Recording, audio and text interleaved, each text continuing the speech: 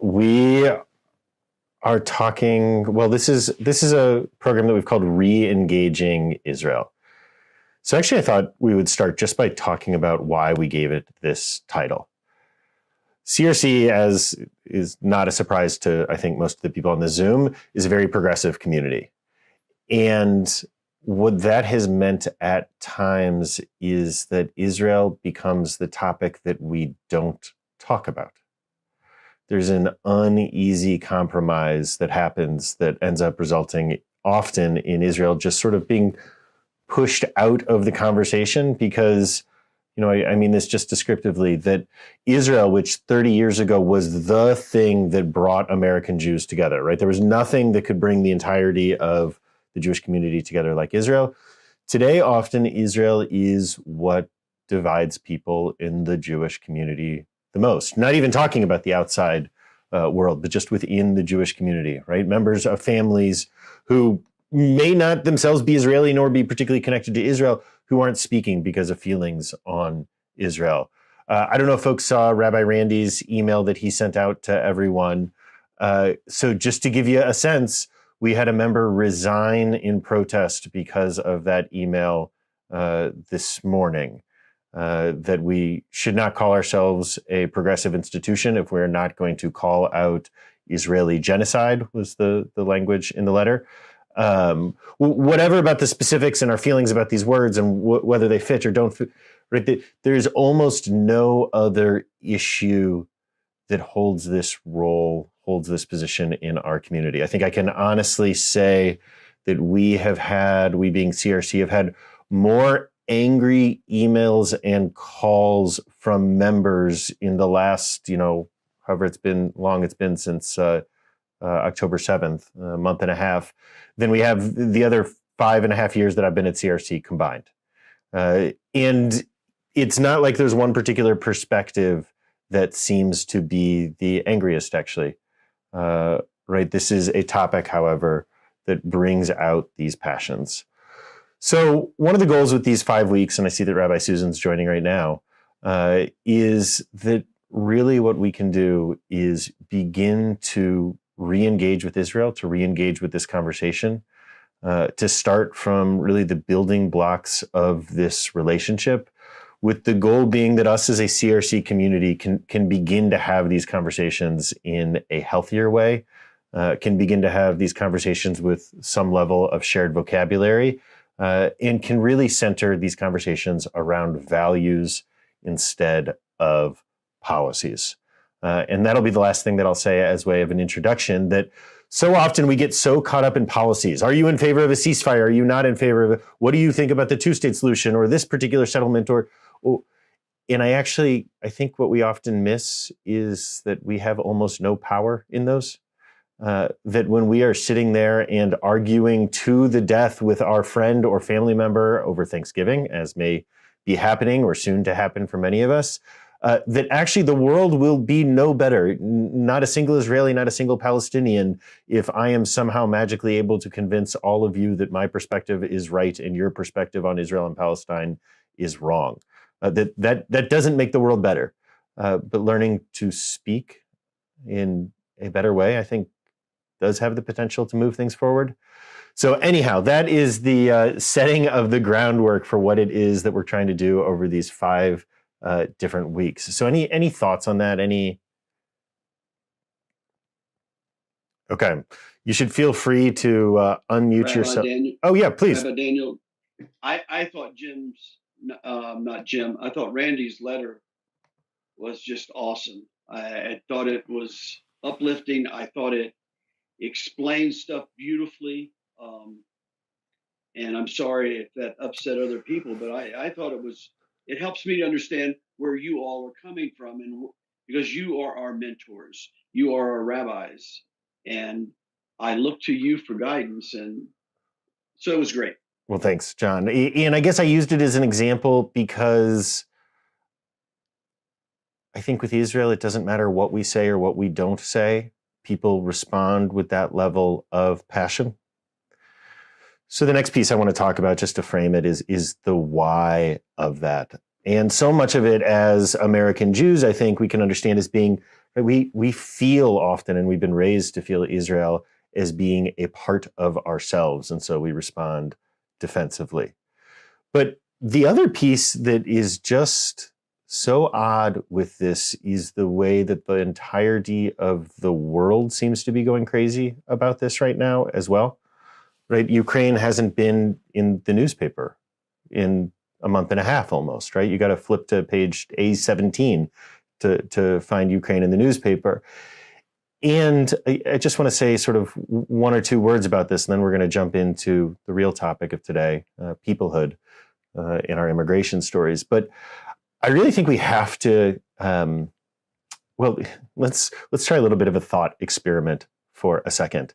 Think about everything you know about Zimbabwe and Zimbabweans. Everything you know, the cultures that you may associate, the art, the history, the politics. Think about the Zimbabweans that may live in the state that you live in or the country that you live in. I think most of the people here are in the United States. But right, think about everything you know about Zimbabwe. Now imagine polling a global citizens about Zimbabwe, about their knowledge of the culture and the politics, and so on and so forth.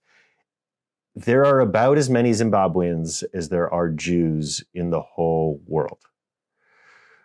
But I'm making this comparison because Jews exist in the mythology of everyone who lives in a Christian culture, in everyone who lives in a Muslim culture, right? If you go to church, you hear stories about Jews that have very little to do with us as real human beings. If you go to mosque, you hear stories about Jews with very little that has to do with real human beings. And this is cultural beyond that too. So for thousands of millions of people out there, they relate to Jews as being a part of themselves, as being a part of their mythological universe, their story of themselves. And so I think that's helpful, if only just to frame why it is that the whole world seems disproportionately on fire right now. Okay. Any thoughts on all of this before we really jump into today's topic? Well, Danny, one thing that struck me is this being the season of Hanukkah. This isn't a new thing. Sure. And so I even looked up who were we fighting, and it's the Seleucids.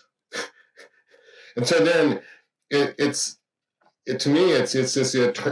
a conflict that's beyond our generation. Sure. And if that's true, that doesn't mean we can solve it in a generation. It doesn't mean we shouldn't try. No, Bruce, thank you. And that's truthfully why I sort of started with this mythologizing of Jews in the Muslim and Christian cultural worlds, because that's not going away. That's not going to disappear. It's not going to disappear in our lifetime. And I think, right, as long as Jews are being mythologized and are a part of the whole world's stories, anti-Semitism is inevitable downstream of that. I really believe it. Okay. If we're going to talk Israel, what we have to start by is talking about what it means to be a Jew. 40% of the Jews in the world today just about live in the United States and Canada, and 40% of the Jews in the world today live in Israel. There's only about 16 million of us total, wherever we are talking about. So just descriptively, I think it's important to think through what is Jewish identity. Now, we certainly have a religion. Judaism is the religion of the Jewish people. But again, just descriptively, our levels of religiosity, how much we believe or don't believe, or even how much we observe or don't observe, right? Whether we believe in God or whether we are an atheist, whether we keep strict kosher or whether we eat, double bacon cheeseburgers during Passover, that regardless of that, across the movements, from Reform to Orthodox to the Hasidic, across the movements, we all agree that actually none of that has to do with whether you are a Jew or not. This is just different than the way that Christian identity works and the way that Muslim identity works, both of which really you become a part of by what you believe, whereas to be a Jew is much more about who you are, right? You stop believing in God, and there is no contradiction with being Jewish, right? In fact, you can still be a synagogue president in most places In fact, you can make up 70% of many congregations in the United States, right? These are just the realities of it. And so descriptively, I really think faith is not the right category to be thinking of Jewish identity through. So if it's not faith, the other category that will often be suggested is ethnicity or race. And certainly there are ethnicities associated with Jewish identity, right? I am Ashkenazi Jewish, as many people are, and we're going to tell the immigration stories of American and Israeli Jews too as a part of this today. But being Ashkenazi doesn't make you Jewish. You can be 100% Ashkenazi and not be Jewish. You can be Jewish and not at all Ashkenazi, as the majority of Israeli Jews are not Ashkenazi. But more significantly, you can convert to being Jewish. You can become a Jew. And as we all know, people who attempt to convert to racial or ethnic identities rightfully get into a lot of trouble for pretending and taking on the identities that they do not, in fact, have. Whereas assuming you go through the normal channels, absolutely, you can convert to being a Jew, to being a member of the Jewish people. I really liked how Rabbi Randy said it this year at the High Holy Days, that his favorite word for a convert is a Jew, right? And so, again, just descriptively, ethnicity and race don't work. You can't convert to either of these identities. So if we're going to throw out religion as the main category defining what it means to be a Jew, even as Judaism is the religion of the Jewish people, and as we're going to throw out race or ethnicity, even as there are ethnicities traditionally associated with being Jewish, I'm going to suggest that the word to use, and it's an ancient word of ours, is tribe. Peoplehood, if you like that word too. Civilization is the word that Mordechai Kaplan liked. But a tribe is really just an extended family. And I really think this is what it has always meant. I mean, really genuinely always meant to be a Jew is to be a part of this extended family. And you can be born into a family, but thankfully there's lots of ways of being a part of a family that have nothing to do with being biologically related to each other, right? Karen and I were very grateful when our 23andMe's that we didn't show up on each other's relationships. We are certainly family, but thankfully not related to each other. But you can also be a part of a family by being adopted into a family. You can be a part of a family even though you're not officially a part of it, right? Hopefully we all have aunts and uncles who we're not related to, but are absolutely our family because they have our backs. Because of the way that these loving relationships look. And the same has always been true of the Jewish people, is that peoplehood is the lens that we have always understood ourselves primarily through. Okay, any questions on that? Any thoughts on that? We're going to look at a couple texts quickly, I think, if we're up for it. I'm cognizant that we're going to try to keep this to an hour before Thanksgiving, but okay. Let's just zoom through a few texts here. Just looking at this, because I think it's important for us to understand that peoplehood has always been the internal category for us. I'm going to drop this this text sheet into the chat as well for anyone who would like it. There you go. Okay, and is there someone who'd be up for unmuting themselves and reading a little bit here? I can do it, Danny. Okay, so this very first text, Genesis 12:1, this is the beginning of the Jewish story. Everything before this is the story of the world, and here's where the Jewish story begins. So go ahead, Paul, please. Now Adonai said to Abram, go from your country and your kindred and your father's house to the land that I will show you.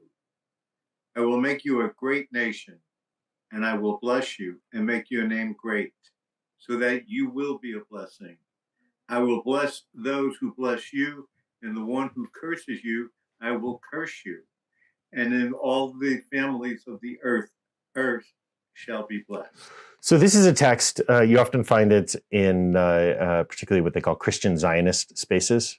Right, where they're sort of talking about Jews and the special relationship that they see God having with the Jewish people. But we have it here on our text actually to show that from the very beginning, the way that Jewish identity has been understood has been as a people, has been as a family. You can see it right here, the relationship to Abraham, right? Go out from your land and I will make of you a great nation. Not you're going to form this interesting religious community, not you're going to create an ethno-nation state, but instead that you will be a nation, you will be a tribe, that from the very beginning, this is how we have understood ourselves. This next text, I'm just going to take us through really quickly because it's a wild text. So when Moses comes down from the mountain and he sees the Jewish people sitting there doing the idolatry and the orgy and all of the things at the bottom of the mountain, Moses becomes enraged and takes these tablets and destroys them right there. And I think we miss just how radical of a heretical moment this actually is because we get so used to it. Right. So the image I'm going to give, Rabbi Susan is on here, I believe. The image I'm going to give you is imagine that Rabbi Susan turns around at Yom Kippur, sees that everyone is talking and no one's paying attention, and she takes the Torah from the ark and destroys it up on the bima, just tramples it and destroys it in front of everyone. Right. Whenever I give this image, people sort of wince a little bit at that. And then imagine, at least internal to this story here, right? We're imagining that these tablets were actually written by God. And they're destroyed by Moses. Right? This is an incredibly heretical moment. What could be more heretical than Moses's action? And we have this crazy, amazing, subversive midrash that was on our sheet that imagines actually that as Moses is coming down, it's not a moment of rage, but he looks around and he thinks, if I give them these commandments, all of a sudden, they will be liable to death for breaking all of the commandments. And he instead destroys the tablets. And what's radical about this midrash is it says that this met with God's approval, which is to say that the Torah is not as important as the people, and that has always been a part of the Torah itself as well. People and the peoplehood is the center of what it means to be a Jew, not observance, not faith, not ethnicity. We have all sorts of other texts on this sheet too that we won't go through other than very quickly to describe. We have an ultra-Orthodox ruling from about 100 years ago dealing with a woman, Jewish woman, who converts to Episcopalianism or Anglicanism and decides that she wants to come back to her Jewish world and asks to reconvert, and she is told no, that it is impossible for her to reconvert to Judaism because Jewishly she never left. That believing in Christianity and becoming a Christian made you, in at least in traditional Jewish senses, a heretical Jew, an apostate Jew, but it doesn't end your Jewish identity itself, because Jewish identity is not about faith. It is not a religious category, even as religion is an important part of what it means to be a Jew often. Okay, that was a big idea that we covered really fast as a precursor to immigration stories. So I just want to open it up for questions or thoughts or responses to that. If anyone has any ideas here at all, please go ahead and share them. I'm seeing that there's all sorts of comments on TikTok. I'll try to pay attention to those too as well. Okay, questions, thoughts from people. Anything? Okay, it's totally straightforward. We understand the idea of peoplehood, uncontroversial. We're gonna, okay. So with that in mind, what I want to do is talk about what it means to be in relationship with Israel. And again, we're framing this around this notion of peoplehood, that the relationship that we have with the Jewish state is one of being a part of a shared tribe. Not that we necessarily have religious pieces in common with them. And actually, I think it's often striking to American Jews to discover how little of our religious practices we do have in common with Israeli Jews, right? Where in Israel, normative Jewish practice is orthodox, whereas in the United States, reform is the standard look of Jewish practice, and reform is small and in some ways marginal in Israel. Okay. So let's start by talking about the origin story of American Jews. Does anyone know the first Jews to come over to the Western Hemisphere? Anyone know about this?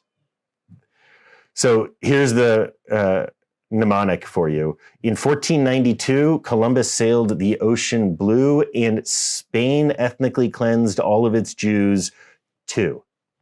So you put the two at the end and it rhymes, and then you can remember it. So what happens is, just at this moment that Spain and Portugal are sending the first colonial ships to the Western Hemisphere, Jews are being ethnically cleansed from the Iberian Peninsula. Today, about 60+%, that's 60+% of Spaniards have identifiable Jewish ancestry in their genetics, which is to say that the scale of the forced conversion and the ethnic cleansing is massive that happens in Spain.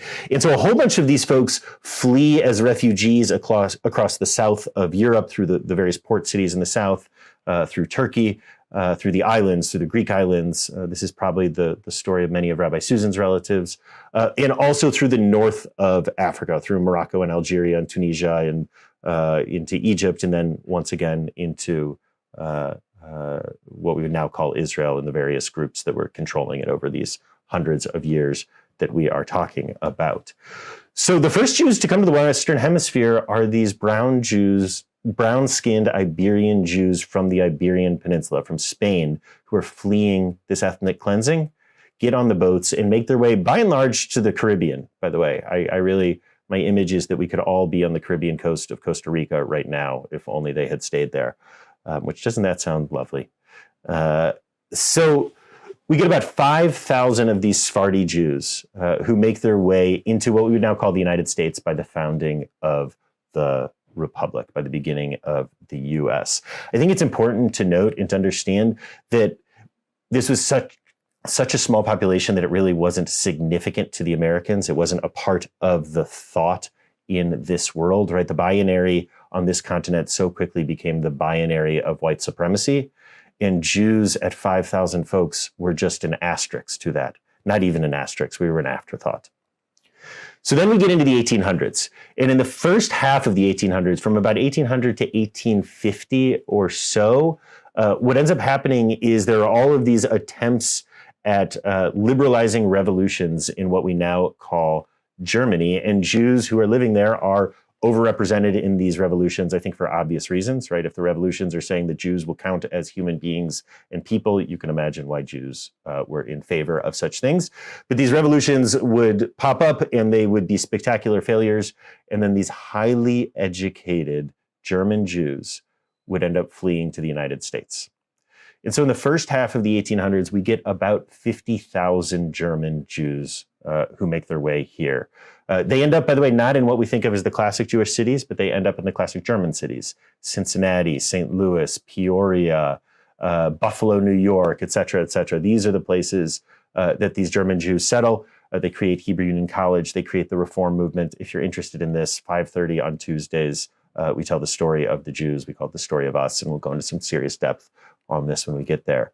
But what ends up happening is that even as these folks become the normal Jewish community of the United States, when people at the time, non-Jews, would think of Jews, from 1880 to 1914 or so, somewhere between 2 to 2.5 million Ashkenazi Eastern European Jews are ethnically cleansed from the Pale of Settlement, from broadly what we would now call Greater Poland, and make their way to the United States.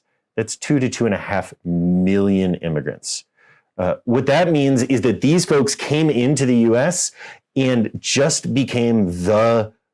dominated what it meant to be a Jew here. I don't know if anyone's heard this term or not. It's a great term, Ashkenormative. Has anyone heard this? Right? The idea that Ashkenazi Jewish culture is seen as normative Jewish culture. If you imagine, for instance, that Jewish food is matzo ball soup and gefilte fish and blintzas and all of the other beige-colored foods associated with Ashkenazi Jews, you are being Ashkenormative.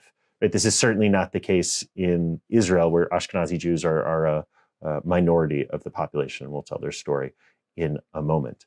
So from 1880 to 1940, we get 2 to 2.5 million of these Ashkenazi Jews. Highest, the Hebrew Immigrant Aid Society, is started, by the way, by German Jews to help civilize the unwashed masses of Ashkenazi Jews, who the German Jews didn't want to have to deal with themselves, but there needed to be a process so that the Ashkenazi Jews became less embarrassing. We still have remnants of this, of course, right? This is why we have Meadowbrook for the Nouveau Riche Ashkenazi Jews as the country club in St. Louis, and Westwood for the classy German Jews, right? My mother always liked to tell my father that she's classier than him because she has one German grandparent and the rest are from Eastern Europe, right? And so that makes her better, is how she's always presented it. So again, there are these dynamics that begin to emerge here, but the Ashkenazi immigration is so overwhelming that whether or not you are Ashkenazi, whether you are a Jew by choice or whether you were born to Jewish parents, whatever it is, the culture of American Jewry is Ashkenazi. It is Ashkenormative in all sorts of ways. Okay. Now, one last note here to understand, and this is just a really important sociological piece. When American Jews, or when Ashkenazi Jews came to the US, they came over here after having been the significant other in the places that they lived. Right? In the United States, we live in a society built on white supremacy in the sense that whiteness is the default identity and blackness is the default other that exists in the United States. It's the binary. In most of Christian Europe, for the better part of 1500 years, the binary was, are you European or are you Jewish, right? Are you German or are you Jewish? Are you Russian? Are you Jewish? Are you Polish? Are you Jewish? Are you British? It almost doesn't matter where you go. We were used to being the significant other of Europe. And 2.5 million of us fled to the United States. And all of a sudden, we looked around and realized we weren't the significant other in this country. People of color were, particularly Black folks in this country were. And so we see over the course of generations, not necessarily in individual lifetimes, but over the course of generations, what we see happening is that American Jews turned our Judaism into the center of our identity. That if we became Americans of the Hebrew faith, or famously, as it was said, Germans of the Hebrew faith, then we could also become, by and large, white people in the United States. And these two things are related to each other, which is to say that, in Rabbi Susan, I see you in 1 second, which is to say that the reason so many American Jews understand our identity as being religious is directly tied to the ways that we acculturated into being white people in the U.S. Rabbi Susan, please. Just a small footnote. When the Sephardic Jews came here, from the Ottoman Empire, like my grandparents, they were used to being kind of educated, but they got here and when they were asked where they were from, on their papers they were called Asian, and they protested. This is a little embarrassing bit of footnote here. They protested and advocated for themselves to be called European because, and they said, well, we originally came from Spain, so we're not Asian, we're European. Yeah. Which is kind of embarrassing, but I think really makes your point. Is exactly this point of the ways that Jewish identity is racialized. By the way, if you're interested in exploring this in more depth, the way that Jewish identity has been racialized, there's a great book called The Price of Whiteness. Really amazing book that covers this.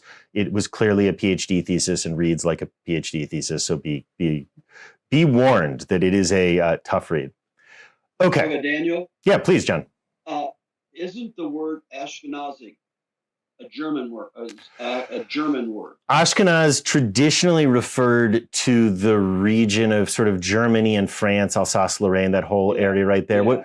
What ends up happening really, right, is that once Jews, going back to the destruction of the Romans, in the first few centuries of the Common Era, that as Jews begin to be expelled and ethnically cleansed from Israel, we end up going through Europe and then just are tossed around Europe. So you can call them Ashkenazi in the sense that maybe they came from there at one point. But the reality is that for most of the last 1,500 years, if your family was Jewish and if they lived in the Christian world, right, the Muslim world has been much better for Jews by and large until the last 70 years or so. But if they lived in the Christian world, their great-grandparents were ethnically cleansed from somewhere different than their great-grandparents were ethnically cleansed from, which is different from where their and all the way back. Which is to say that actually, if you are an Ashkenazi Jew in the United States, your family has probably lived in the U.S. longer than they lived whatever place you think of as being the old country that they came from.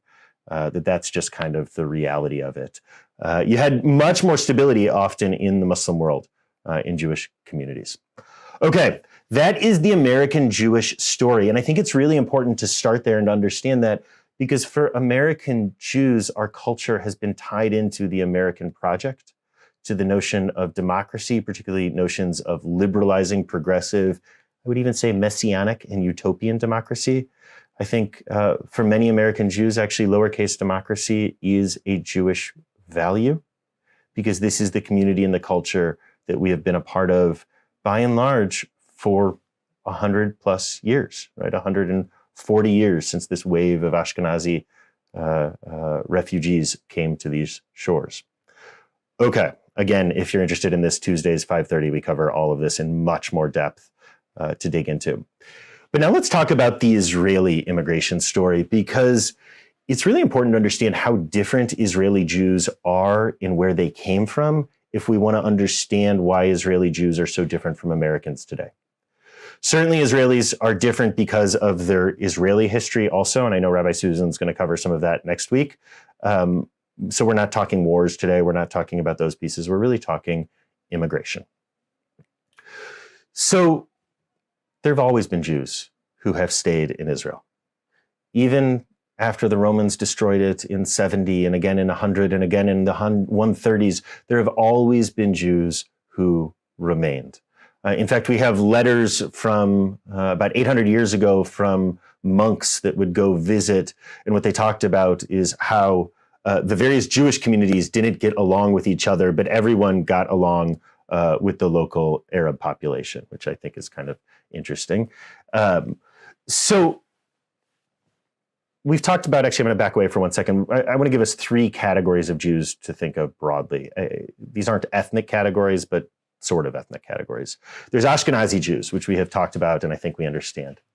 There are Sephardi Jews. Sephardi Jews are the descendants of the expulsion from Spain. Again, these are the folks who, by and large, end up in the south of Europe, in the port cities, into the Ottoman Empire, in the north of Africa, into the Middle East.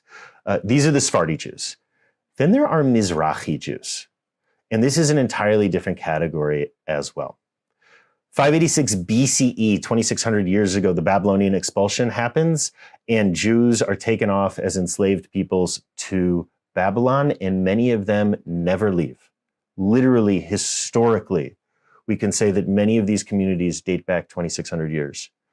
But even much more recently, if you go to Baghdad, this statistic blows my mind. Baghdad in the 1910s was about a third Jewish, right? That's a crazy statistic. That's 3 times as Jewish as New York is on a per capita basis. Today, of course, there are basically no Jews left in that region. But these Jews who had been living in the Middle East in what we now think of as often Muslim countries or Arab countries, inclusive of Iran, which is not Arab but is Muslim, the populations that had been there for hundreds and thousands of years are known as Mizrahi. So those are the 3 categories we're going to talk about: Ashkenazi, Sephardi, and Mizrahi. Okay, now to Israel.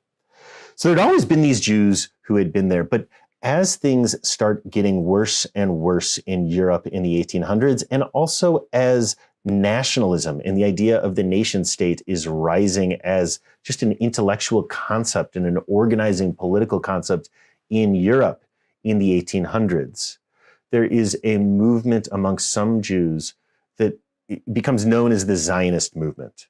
And the argument of the Zionist movement is that Jews will never be safe except in a place where we can be at home in our own political entity. Pretty quickly, this becomes settled in our ancestral homeland in Israel and Palestine, British Mandate Palestine, Ottoman Palestine. But the Zionist movement really is in some ways about the negation of the diaspora, of the exile, that Jews can never be safe anywhere but in a place that we control. And so the first Zionists are actually a trickle of people. And this is really important to understand, that the folks who are moving from Eastern Europe to Israel are just a small trickle of ideologues, socialist, secular ideologues. In fact, they wanted the flag of Israel. Does anyone know the statistic or this piece of trivia? They wanted the flag of Israel to have 7 stars on it. Does anyone know why? It was going to be the most distinctive thing of the new Jewish state, which was the 7-hour workday. Really. This was going to be a socialist, secular utopia. And that's who these early Zionists were. They were dreamers who were going and trying to create that utopia. But the truth of it is, almost no one was going to Israel. The flood of immigration was to the United States. So what happens after 1914, 1917, 1924, depending on how you date it, is that the United States, for deeply racist reasons, cuts off immigration to Jews, as well as a number of other categories of racially undesirable folk, as it was explicitly described then. And this is really interesting because it is only after immigration to the United States is cut off that you start getting large numbers of Eastern European Jews who go to Israel. These are folks who are being ethnically cleansed, who have nowhere to go. And when they had a choice, were choosing the United States and only end up going to Israel by and large once they don't have a choice anymore. I think this is one of those things that we don't teach it in Jewish history because it doesn't fit our narratives of having power ourselves and controlling our own destiny. And it's not taught in outside history of Israel for also similarly problematic reasons, though different. It's just important to understand that the first 500,000 or so Ashkenazi Jews who make their way to Israel by the time the state is declared in 1948, most of them, the overwhelming number of them, didn't go for ideological reasons. They went because the option to immigrate anywhere else while they were being ethnically cleansed disappeared. Okay. Bruce, I see a hand. Was that yeah, please. Did the early Zionist movement, was it a reaction or response to the 18th and 19th century colonialism? Yeah. So interestingly, right, and this is a really important point because one of the critiques you hear about Israel a lot is known as the settler colonial critique, right? Understanding Israel as fundamentally being a colonial project of Europeans. Those first Zionists talked about themselves as being a part of a colonial project. It is how they understood themselves. You read their writings and it's how they talk about it, which is, look, one of the things that I think is true of studying Israel is that the settler colonial critique and lens is an important lens to understanding Israel through. And when it's the lens that you understand Israel through, it is deeply problematic and distorting. Because, of course, I think it does help to describe in some ways these first Zionists, but actually doesn't describe those 500,000 Jews who come after who don't have much of a choice, at least not quite in the same way. And then the next group that ends up immigrating to Israel, you get another 500,000 of them or so are Holocaust survivors. Now, while most of these folks, not exclusively, while most of them were Ashkenazi Jews, they come over in the 50s by and large. They're first forced into displaced person camps. But they are their own thing. They become, in some ways, their own tribe in Israel, their own ethnic group in Israel. I'm using ethnic, obviously, in a very expansive sense. But the Jewish ethnicities that live together in Israel are the political divisions. Those are the divisions that exist. And Holocaust survivors, in many ways, become their own group to be thought of. Culturally, they become their own thing that is just different. By the way, it's really interesting. This is a side note, but really interesting to look at how Israelis talked about Holocaust survivors versus Americans. Americans tended to saint Holocaust survivors. Israelis tended to be ashamed of them early on. But again, that's a Tuesdays at 5:30 if you're interested in those sorts of things. Okay, so we have this 500,000 Holocaust survivors that become integrated in. But then what ends up happening, primarily in the 60s and 70s, though starting in the 50s, is that somewhere around 1 million Arab Jews, now they would not have described themselves as Arab Jews and probably wouldn't today, but I think it's important to understand it that way at some level. About 1 million Arab Jews, people, again, mixes of Mizrahi and Sephardi populations, people whose families had lived in the Arab and Muslim world in the Middle East for hundreds and thousands of years, literally. These populations are almost entirely ethnically cleansed from the Arab world and taken in as refugees in the state of Israel today.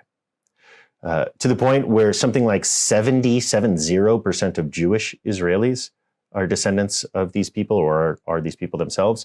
And about 53% of the entirety of the Israeli population are Mizrahi and Sephardi Jews, which, again, I think it doesn't make anything that Israel is doing any more or any less okay, but it is one of these lenses of complexity that is so absent from the American discussion, where often we think of Israel and Palestinians, where we imagine Israeli Jews as being white people. And the largest population of Israeli Jews, the majority of the country, are brown-skinned Sephardi and Mizrahi Jews who are there. The other note that's worth saying, and we'll deal with how they're integrated into Israel. By the way, they faced incredible racism in Israel when they were integrated, when they came. But this population, they are Bibi Netanyahu's base. They are the center-right and right-wing voters that you have in Israel. Spell that group, please. Spell it. I'm not understanding. Sephardi and Mizrahi. Mizrahi is really the category to look at. Mizrachi, Mizrahi. If you Google Mizrahi Jews, you'll find lots about them. Okay. So then you get about 600,000 to 700,000 Jews who flee from the former Soviet Union, or I should say 600,000 to 700,000 people who flee from the Soviet Union and make their way to Israel, because at least 100,000 of them, it is now clear, entirely and completely forged their documents of Jewishness in order to move to Israel, to the point where if you go to the north of Israel today, you will find Russian-speaking churches. You get this immigration. There's about 100 to 150,000 Ethiopian Jews who are in Israel today. And the story of how they made it to Israel is one of the amazing, heroic stories out there. That gives you all the feels and all the tingles. Again, Tuesdays at 5:30, if you're interested in that. These are the populations of Israelis, which is to say, Holocaust survivors who are a traumatized group. Sephardi and Mizrahi Jews from the Arab world, Jews from the Soviet Union, Jews from Ethiopia.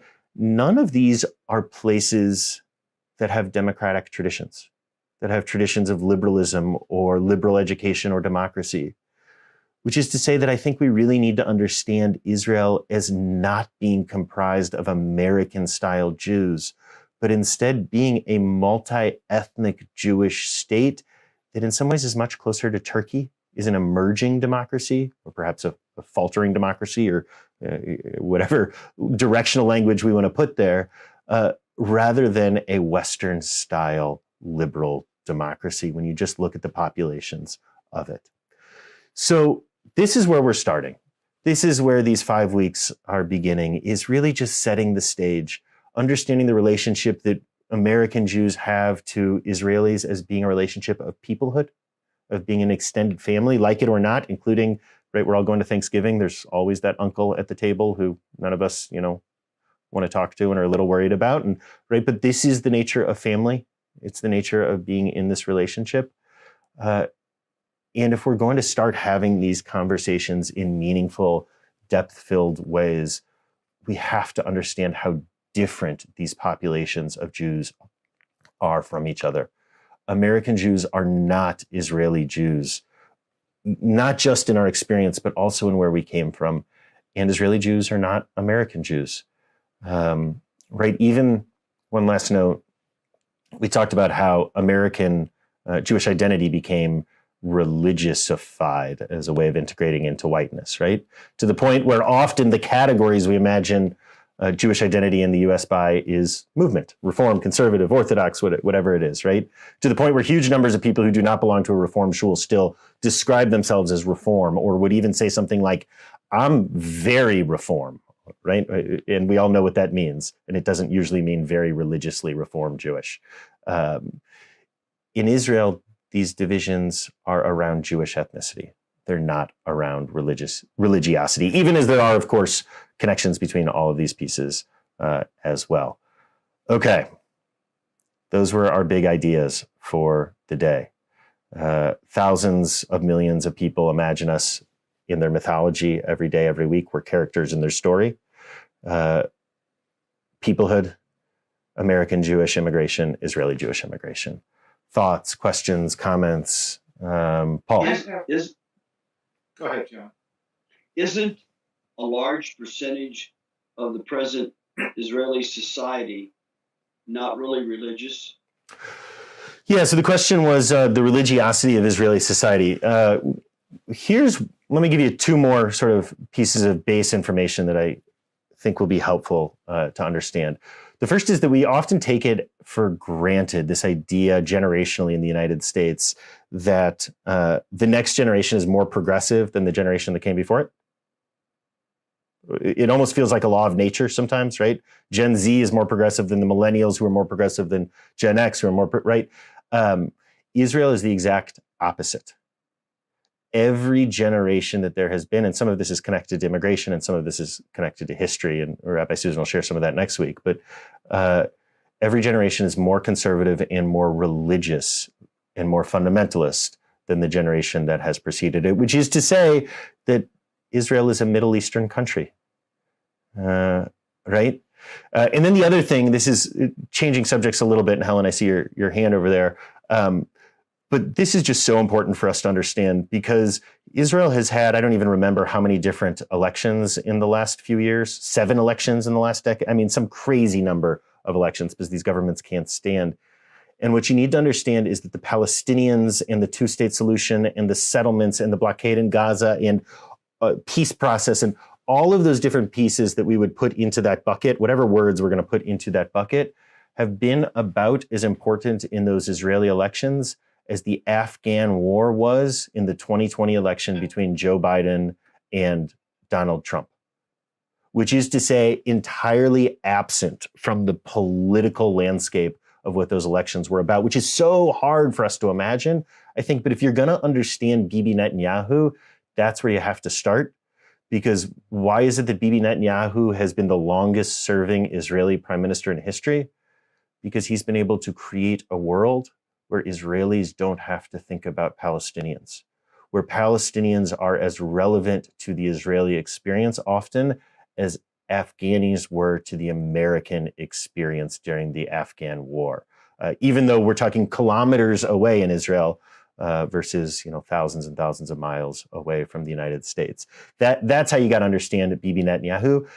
Look, I'm pretty sure Bibi's about to lose his job.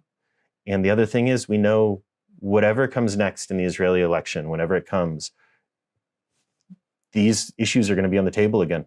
That seems very clear and unavoidable. Helen, and then Paul. This might be outside of the scope of this conversation, but I was just curious on what your take was, like what context would you put American, maybe largely Orthodox Jews who immigrate to Israel, or I mean, I know they're not all Orthodox, but anyway, is that a particular category for you? Or just look, American Jews who have immigrated to Israel, by the way, they're called Anglos in Israel. If you come from an English-speaking country, you're called an Anglo. So Brits, Americans, and Australians are Anglos in Israel. They are certainly a community. They certainly stick to their own bubbles. They certainly have their own level of influence, often related to the sorts of wealth that comes from Anglo countries as well. But they're actually just not there in huge numbers, is the reality. That the bigger story has actually been that everyone who's on this call right now, if you are Jewish, or if you're married to someone Jewish, or if you were ever married to someone Jewish, or if you have a single Jewish grandparent, you could choose to become an Israeli citizen.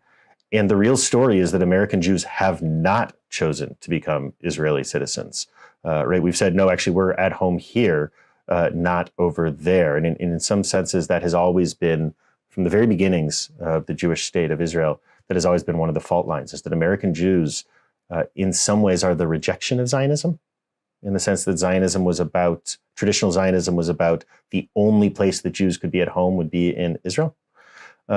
Another note on the Zionist word, there's so much debate. Are you a Zionist? Are you an anti-Zionist? And clearly there's lots of layers of meaning to what people mean by this word.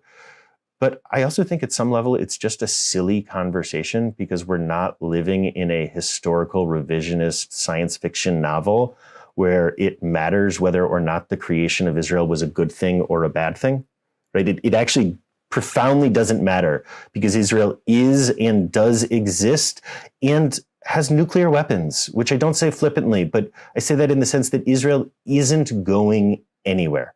Jewish power is and is going to continue to be a reality, for good, for bad, in problematic ways, in positive ways. But this whole debate over whether Israel is good or not, and whether Zionism or it often seems like we're spending our time arguing over things that no one has any control of because it's the past. Okay, Paul and then Jason. Yep. I don't even know if this is a question at this time, but do you think a lot of people came or want to come to Israel for the democracy of it or for the religiosity of it? So I actually think that most of the people who came to Israel didn't come for the democracy or the religiosity. Most of the Jews who went to Israel came because they had to leave where they were and didn't have a choice, and there was nowhere else that they could go to. That we've seen over and over again, by the way, Jews who immigrate to Israel who have the option often ended up living in the United States. We all probably know some people whose story goes something like, they survived the Holocaust, they moved to Israel, they stayed a few years until they were able to get a visa to the United States, at which point they came to the US and have raised their family and their grandkids are here. It's just a pretty common story because by and large, whether we're talking those 500,000 Jews who went prior to the founding of the state, who didn't have a choice of where to go once America's doors of immigration were shut, or whether we're talking Holocaust survivors who didn't have anywhere else to go, or whether we are talking the million Mizrahi Arab Jews who were ethnically cleansed from the Arab world and didn't have a place to go, or the Soviets or the Ethiopian, right? Again, I don't think by and large people are going to Israel because of democracy or because of religiosity. I think most Jews are there because they didn't have another choice, which again is so different because so many American Jews relate to Israel through these lenses of democracy. Right? Many of us were raised on the idea that it's the great democracy, the shining democratic light of the Middle East, the redemptive democratic light of the Middle East, or the socialist light of the Middle, or whatever it was. Right? And actually, I think that the big lesson of Israel and of Jewish power is that Israel has done and is doing evil things, just like every other political entity. It turns out that we're not actually better than other peoples. We're not more moral than other peoples. All of the things the Jews had to say for thousands of years of powerlessness don't tend to make us better than other people once we have power, but they also don't tend to make us worse than other people once we have power. Right? And that's why we started by talking about the ways that Jews are mythologized by thousands of millions of Muslims and Christians, because it's why people care so much, why people are so invested in what, from an outside perspective, is really a small regional conflict. Jason and then Stephen. By the way, we have like 450 people streaming on TikTok right now with us. Thank you so much, Rabbi Daniel. So clarifying. I'm just wondering how we should think about the Jews in the United States who don't fit into the assimilationist paradigm. I'm thinking of I lived in New York for a long time. the ultra-Orthodox enclaves, all over the city of New York, in upstate New York, Yeah. that are expanding. How should we think about that for the American paradigm? That's a little more of a Tuesday night question, I think, and we'll certainly deal with it in depth. But look, I think the ultra-Orthodox had become their own sub-tribe within the Jewish people. I also, again, this is very much getting into the Tuesday night of it all.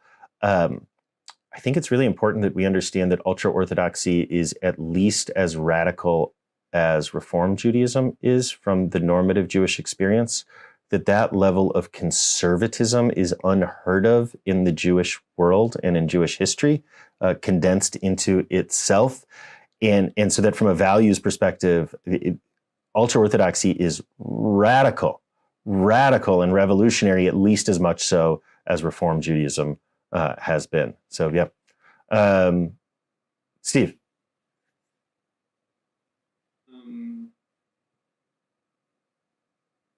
Among other reasons why people went to Israel, I think when they did was for economic reasons. But what I really want to ask you is this. I hear discussions of people who are angry about what the Netanyahu government is doing, particularly in the West Bank, but also in Gaza. And so there is discussion about putting conditions on our aid to Israel, which is quite substantial, some of which is called for by the Oslo Accords and so on. And so we're giving, what is it, $3.5 million to Egypt as a result, and we're also giving billions. I'm sorry, yeah, I keep losing the zeros. So my question to you is, how do we think about that? How do we react to that? And my assumption is, if we tried to put conditions on it, and the current government was there, they would just give us a middle finger. I guess I'm gonna avoid your answer here, and I'm gonna give you the same answer that I give when people ask why I haven't signed on to this letter or that letter, which is actually that I think people should care a lot less what rabbis think about policies related to foreign I don't know. I know Israeli history, but I'm certainly not an expert on any of the categories that you're talking about. So I'm just kind of gonna avoid that. I certainly have. Well, how would you go about thinking about it, though? I mean, how does one evaluate whether that's a useful idea or a not useful idea? Yeah, look, if you're interested in exploring Jewish perspectives that are meaningful and Israel connected and thoughtful around this, I recommend Peter Beinart. Peter Beinart comes out of Orthodoxy, and he's become one of the most prominent rejectors of the possibility of two states for two people at this point. I would say he's one of the loudest one-state voices in the American Jewish world these days, but in a very thoughtful way.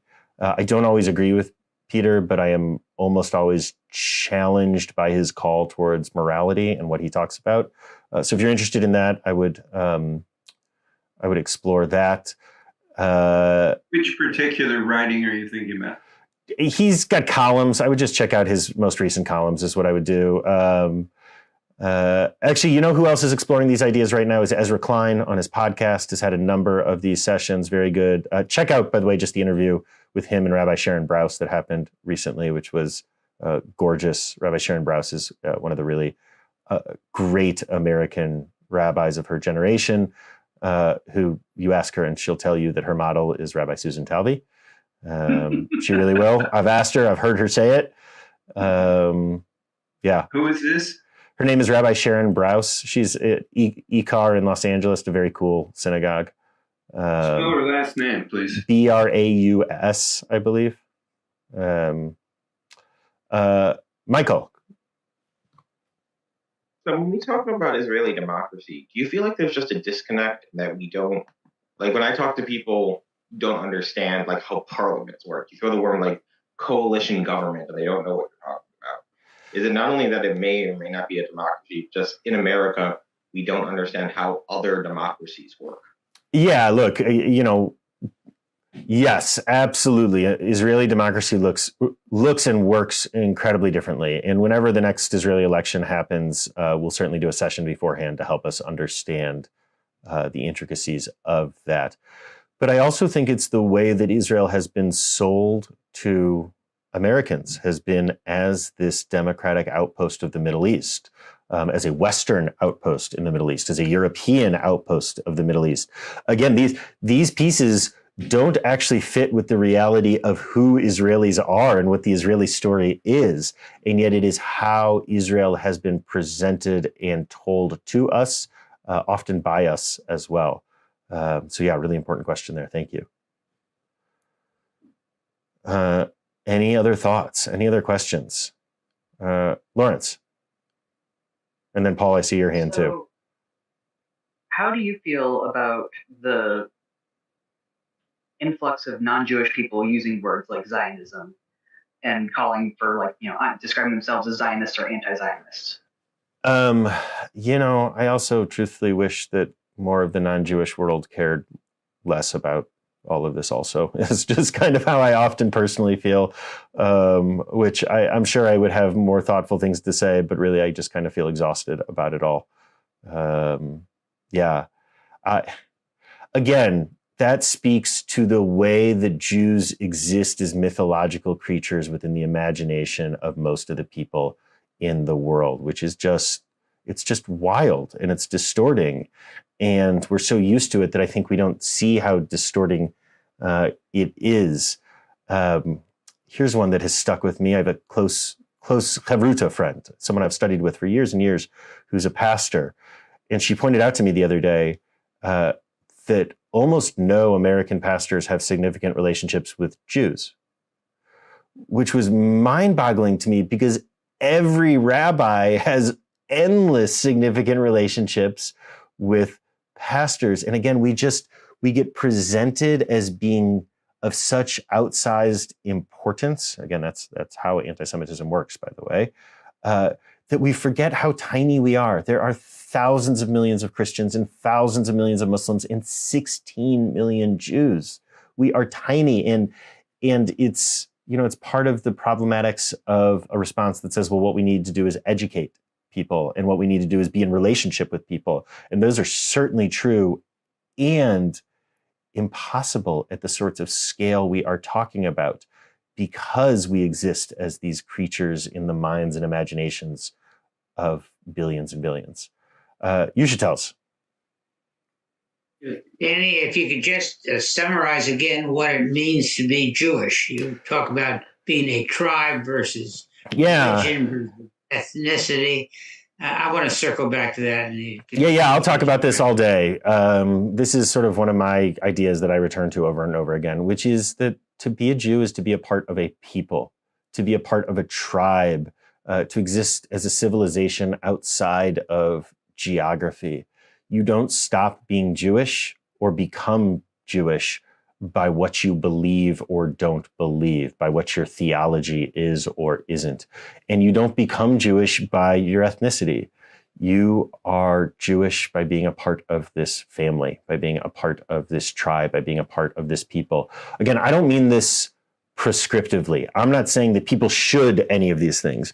I really am just trying to be descriptive of what Jewish identity actually is and actually means. And so often, even as Jews, we don't have this vocabulary because we weren't raised with this vocabulary. We were raised, again, in language of religiosity, and that's connected to integration into whiteness, as we talked about. And we do a lot on that on Tuesdays. Paul. Israel's startup nation. Does that break down along some of the lines that how does that overlap with the categories that you've described? Is there a... Yeah, so Israel is startup nation. Look, Israel has become in many ways more and more segregated of a place. Every time I've been, I'm really curious. I'm going again on Sunday. I'm curious to see what it's like now. But Tel Aviv is a different universe than Jerusalem. Just a different universe. And startup nation, the Israeli Silicon Valley, what Israelis just call high tech. High tech is a job in Israel, by the way. What do you do? Oh, I'm high tech. I'm in high tech. is based around the Tel Aviv area and is going to be overrepresented in Ashkenazi. That's what I think. Certainly culturally Ashkenazi areas, even as many of the folks involved today are themselves Sephardi or Mizrahi. Yeah, good question, Paul. Okay. Any last thoughts? TikTok people, I will stay on and answer questions for you all that I haven't addressed as soon as I hang up with Zoom. Good to be with everyone. Oh, Ray, were you going to say something? Just quickly, you started the session by talking about negative emails to Rabbi Randy with one member resigning. If you feel like John Young and me, and you're so inclined, I would send a positive. Send a positive note. And I should say we've gotten lots of overwhelming number of positive notes. Yeah. Absolutely. Overwhelming. I really only mentioned that as a way of really reinforcing just how charged of an issue this is as compared to any other issue that exists within the Jewish world. Things we have said or haven't said, things we have signed or not signed. It's really tough. And it's not just tough for synagogues. It is tough in families. It's tough in our interpersonal relationships. It's just tough right now with these things. And the hope with these sessions, with these 5 sessions, is that we can begin to lay the groundwork to have these conversations in a better way. Thank you. Thank you, Daniel. Happy Thanksgiving, everyone. Settler colonial holiday of Thanksgiving. Have a safe trip.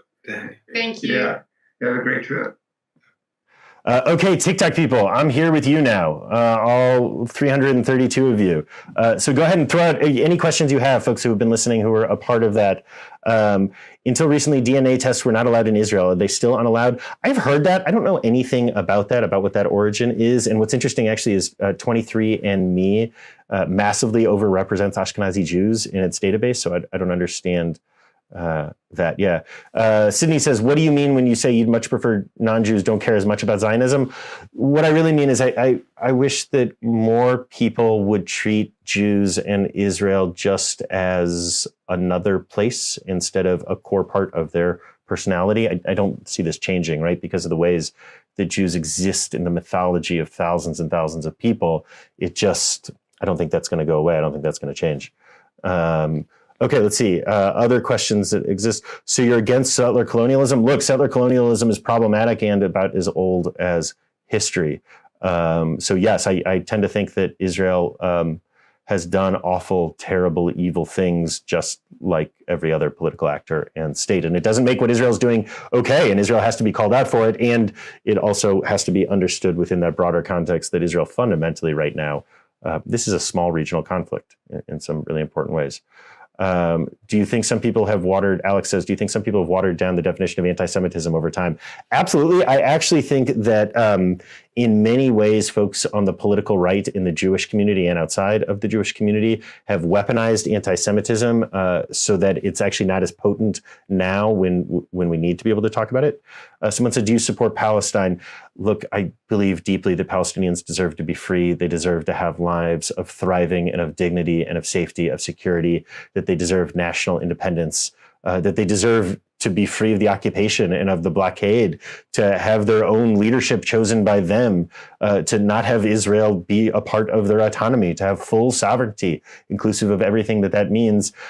And I believe the same thing is true about Israelis. And that's sometimes a hard space to be in. Okay. Why do Israelis not like Holocaust survivors? This is actually more historical than contemporary, but when Holocaust survivors first came over to Israel, they faced a lot of discrimination there, primarily because Israel was sort of embarrassed and ashamed of this idea that Jews went to the slaughter. Thankfully, I think people have worked on that, and that's not how Holocaust survivors are understood anymore. Ani says, would you say Israel is a settler colony? I would say that the very first Jews who went back to Israel, there have always been Jews who have been there. The first Zionists absolutely were engaging in settler colonialism. And I would say by and large, most of the population since then does not fall into that category.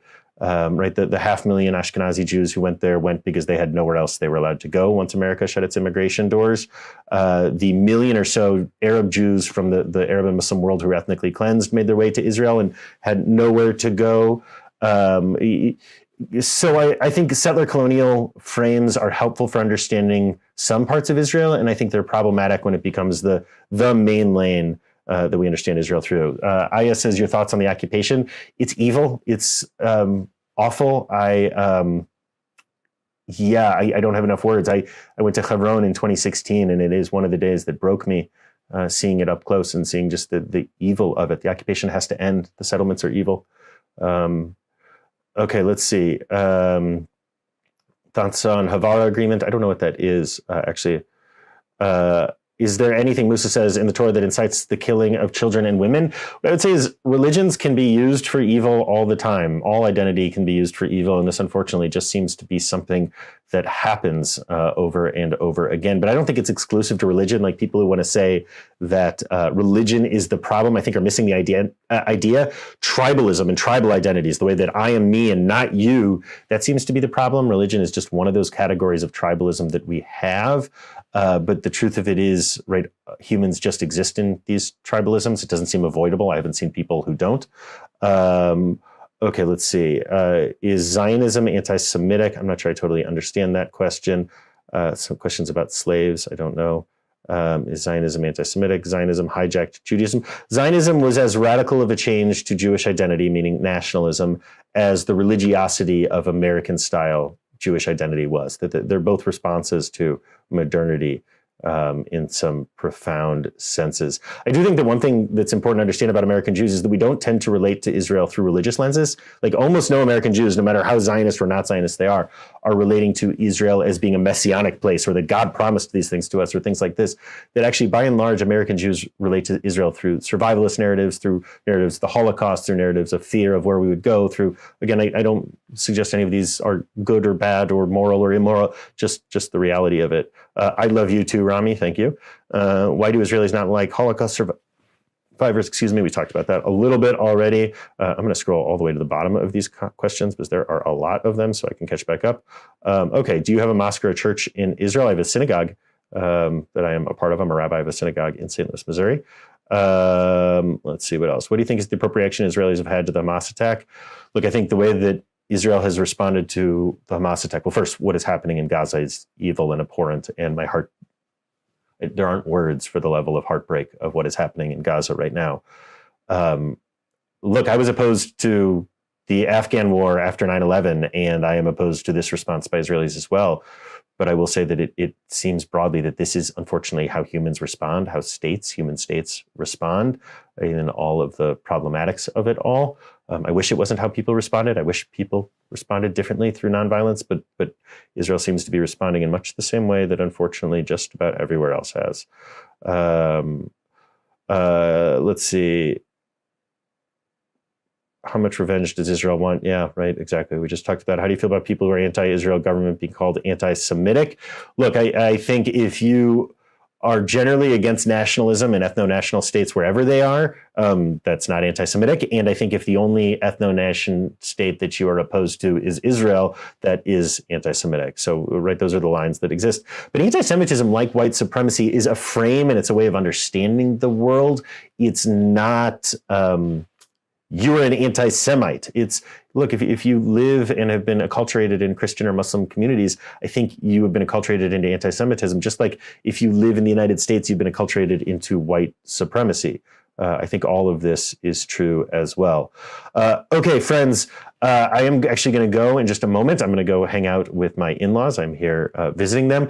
Make sure to follow this account. I'm actually heading to Israel on Sunday, and I'll be making videos and doing some lives from there as well. So follow this account and follow along. Always appreciated. And yeah, any last questions while I give folks a chance to follow as before I end this? Someone said can't answer my question. I see. I'm sorry. I have not seen questions. It's going so fast that I'm missing so many of them. Any last one? Can you explain why Christians are devoutly Zionist? Well, first of all, not all Christians, but many white evangelicals are. Look, I think what this has to do with is the Jews exist as mythological creatures in the imagination of Muslims and Christians. We play a role in their stories, and the version of us that shows up in their stories is actually very disconnected from who we actually are and who most American Jews tend to actually be, or Israeli Jews tend to actually be.